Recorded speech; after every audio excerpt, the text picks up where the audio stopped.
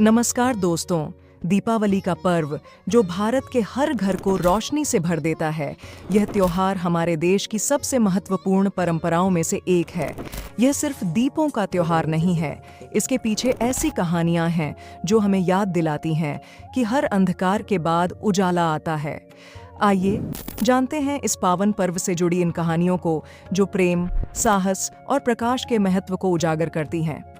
सबसे पहली और शायद सबसे प्यारी कहानी है भगवान राम की अयोध्या वापसी की।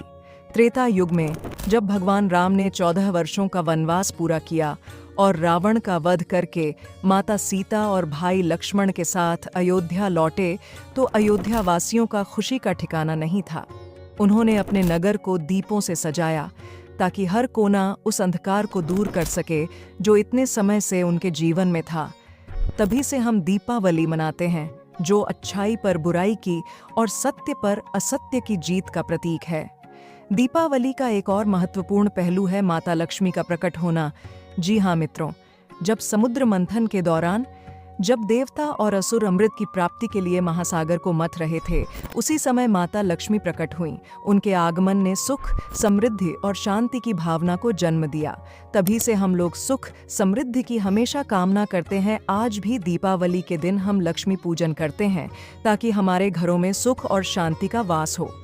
यही इस पर्व का असली अर्थ है, धन, समृद्धि और शांति का स्वागत।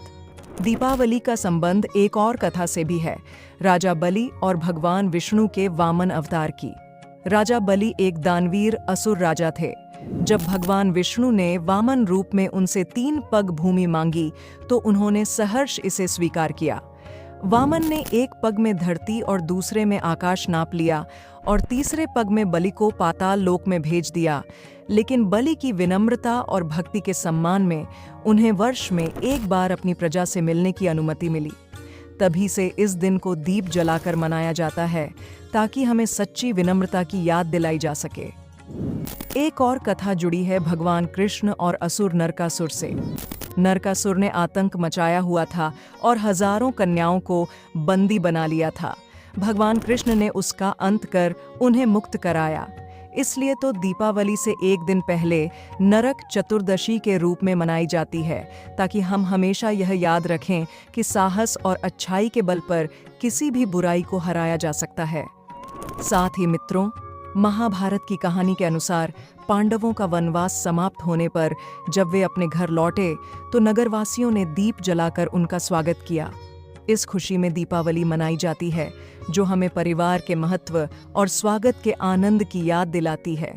जैन धर्म के अनुयायियों के अनुसार दीपावली का दिन भगवान महावीर के मोक्ष प्राप्ति का भी दिन है। इस दिन को मोक्षोत्सव के रूप में मनाते हैं, जिससे हमारे अंदर शांति और आत्मा की शुद्धि की भावना जागृत होती है। सिख धर्म में दीपावली को बंदी छोड़ दिवस के रूप में मनाया जाता है। गुरु हरगोबिंद सिंह जी के साथ 55 राजाओं की मुक्ति इस दिन को सिख धर्म में भी विशेष बनाती है। यह पर्व स्वतंत्रता और साहस का प्रतीक है। कुछ लोग इस पर्व को स्वामी रामतीर्थ के जन्म दिवस के रूप में भी मनाते हैं, जो एक महान संत और वेदांत के प्रचारक थे। उनके अनुयायी इसे आध्यात्मिक पर्व मानते हैं, जो आत्मज्ञान और शांति का प्रतीक है। तो दोस्तों, दीपावली सिर्फ धन समृद्धि का पर्व नहीं है।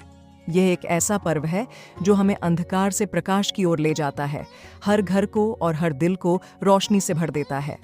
इस दीपावली हम सभी इन कहानियों जी संदेश को अपने जीवन में अपनाएं और दुनिया को और अधिक रोशन करें। हैप्पी दिवाली।